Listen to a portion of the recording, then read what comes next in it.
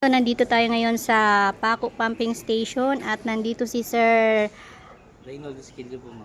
na operator siya Yes, dito, operator and ng tatanungin po natin kung anong istorya dito sa pumping station na ito. Sir, ano po bang story dito, sir? So, yun. Ang nangyari po dito kasi, ma'am, November 9, 2025, 10:05 p.m. is bagyong uwan. Oo. Tapos, operation kami sa Paco Pumping Station. Nag-maintain kami ng tubig sobrang baba. Opo. So, sobrang baba ng tubig namin, tapos sobrang taas naman ng Pasig. Umabot ng 12.65 yung tubig. Mataas po yun. Sabaga, kung sa tao, ma'am, ako yung floodgate. Yung height ng tubig nandito, sa Oh, Pasig. mataas. Oo. Sa Pasig po yan. Pero yung height ng estero, kasi maintain kami, hanggang dito lang. Nandito lang siya. Okay. So, sobrang dami ng tubig, o sobrang bigat ng tubig, o volume niya, lumakas yung pressure, siguro yun yung sanhi ng pagkasira ng floodgate. Bumigay. Ito. Yes po, ma'am. Ayan Nakikita siya. nyo naman po ma'am sa gitna natin. Yes Yung po. mga bolt nagsitanggalan, saka sa tumupi ng ganon, pumasok ng tuloy yung tubig, rumagasa. Ayun. Hanggang sa rumagasa, sa buong estero ng Concordia, Pandakan, estero di Paco. Lahat Okay. ng mga sangay ng barangay na catchment area namin sa Paco Pumping Station, ay binahaan ng gabing yun. Ayun. Nagulat sila, biglang taas ng tubig na may kasamang burak. Yun po yung may share ko sa inyo about sa nangyari ng gabing yun. Ayan, maraming salamat, sir, and good morning. And shout out din po sa chairman ng MMDA, Yes si po. Chairman Artes. Ayan, thank you po.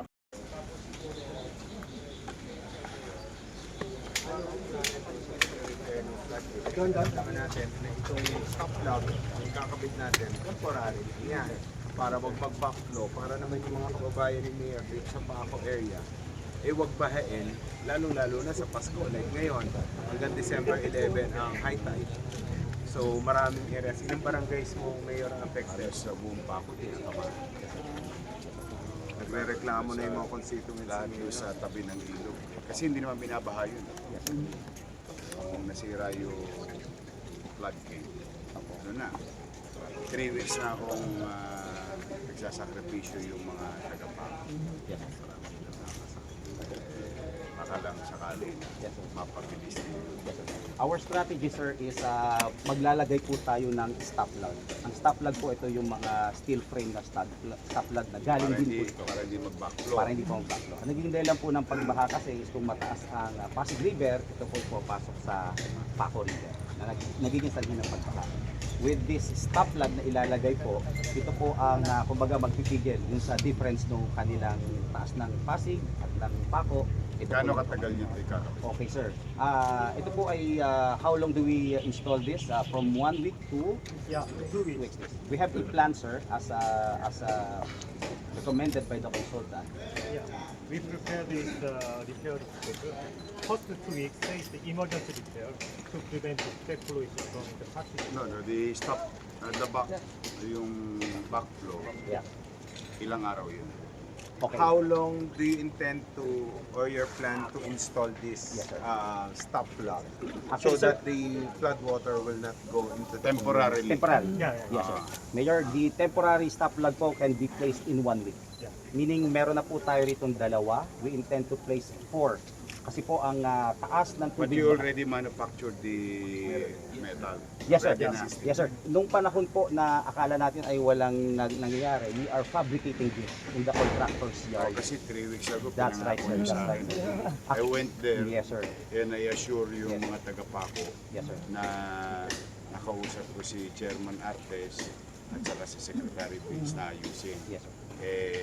Alam mo, hindi mo masisisi yung mga taga ron. Nagkakasakit na yung mga magkakapit-bahay. Wala namang ulan, may baha.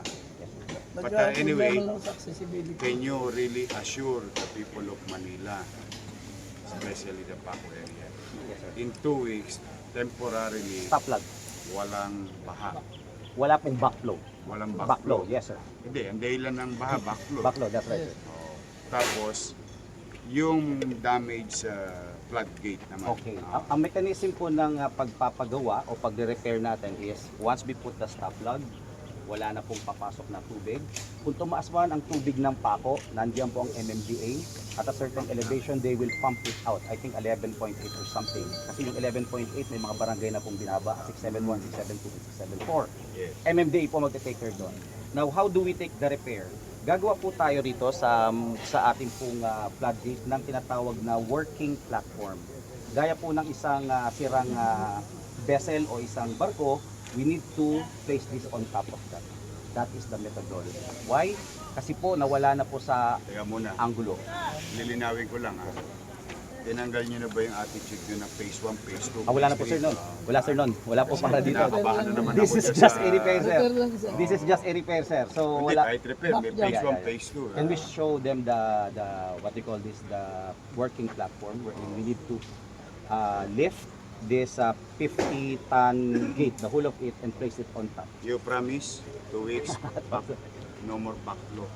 Yeah, we already got the permission from Manila City, so Yeah. hopefully they can install within 2 weeks. No, you say promise.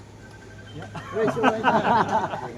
Because I'd rather take your promise than the old one. I will try to support contractor. So once na ito po ay ma-lift sir sa ating working platform, then ito po ay i-strengthen, patitibayin. From the previous na bolts lang, patitibayin natin, lalagyan natin ng mga plancha and bracing.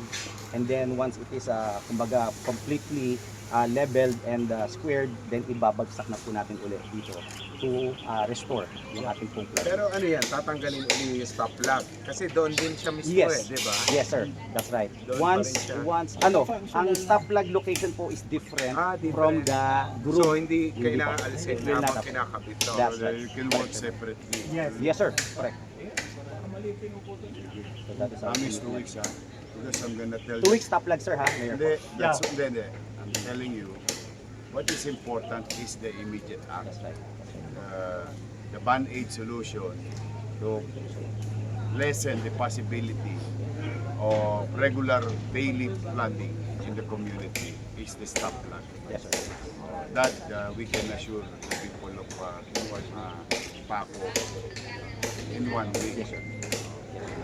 Mapukusyon. Yes, that's right sir. Tama. Pero ngayon, kung gagawin floodgate, ilan? For the 1, full of 2, repair. 3, 4, 5, 6, Main- 7, 8, 2 months. Yeah. Yes. By Up to March. Yes. Second week of March. Okay, sige. Importante lang naman kasi, alam ninyo, I would like to share it to you. Ang importante nalalaman ng tao, That's right. period eh. Para naman may certainty.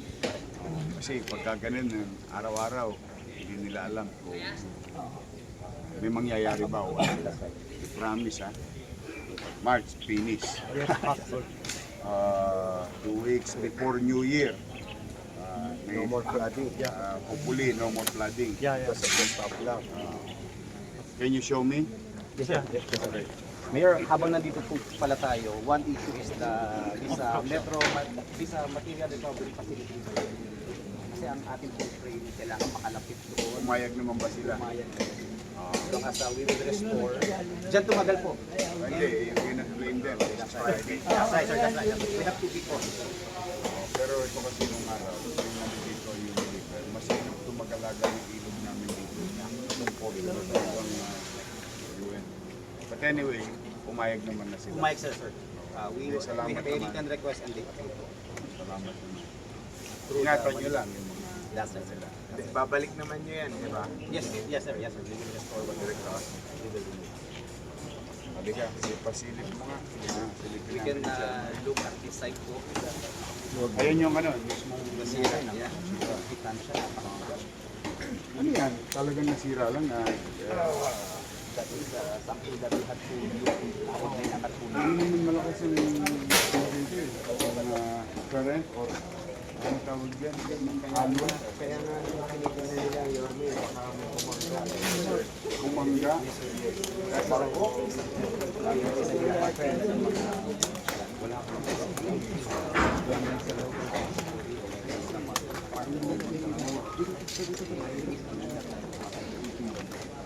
Kasi para itumbang mo yun.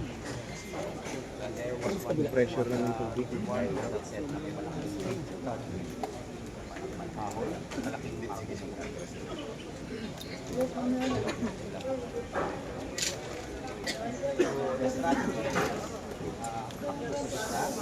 Then, iaangat yan. Yung mga bakal na yung sir, that is actually the I-beam na nag-install na that will serve as the working platform. Diyan po ipapatong. Basta wala kawayan ha. Wala po. Wala po, sir. Wala po, sir. Nakakabahan ako. RD ha? Yes sir, opo. Oo, kawawa naman yung mga taga-Paco. Mahirap yung mamuhay na araw-araw, may kalas sa kasama.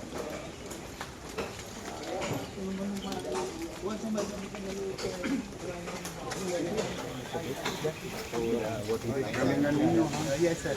Pasensya na kayo, double time. Yes sir, double time. May 20 ka ba? Bawat picture, bawat isang araw ha? Dagdag trabaho. Halika na kayo.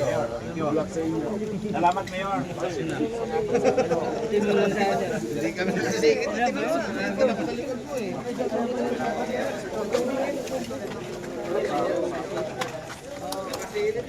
Vlog sila.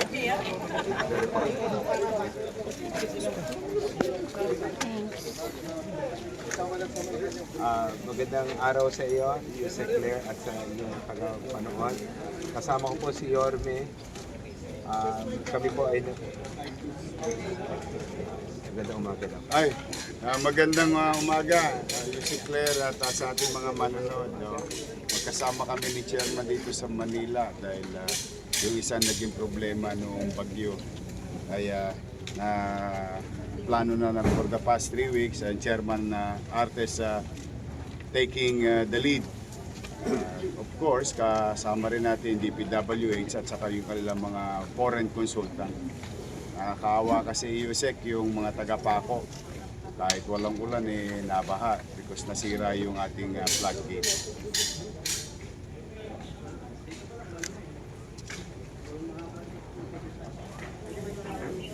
Don, thank you. Thank you po sa inyo. Yusek, magandang umaga ulit. So, ito po yung stop log na kakabit natin, Yusek, temporarily para maiwasan po yung pagbaha dito sa Paco habang ginagawa yung floodgate.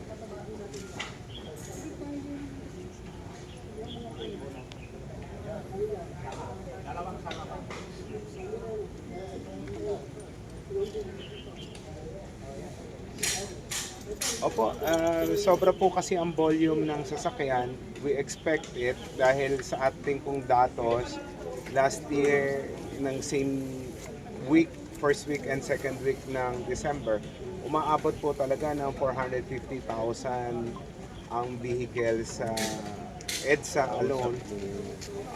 Yan po ay more than the 250,000 capacity. Pero ginagawa naman po natin ng paraan, may mga adjustments po tayong ginagawa, lalo-lalo na po yung clearing ng Mabuhay Lane. It's just that talaga pong sobra yung volume, kaya nga po in-encourage natin yung ating mga kababayan na gumamit po ng bus carousel at yung po ating MRT at mga LRTs.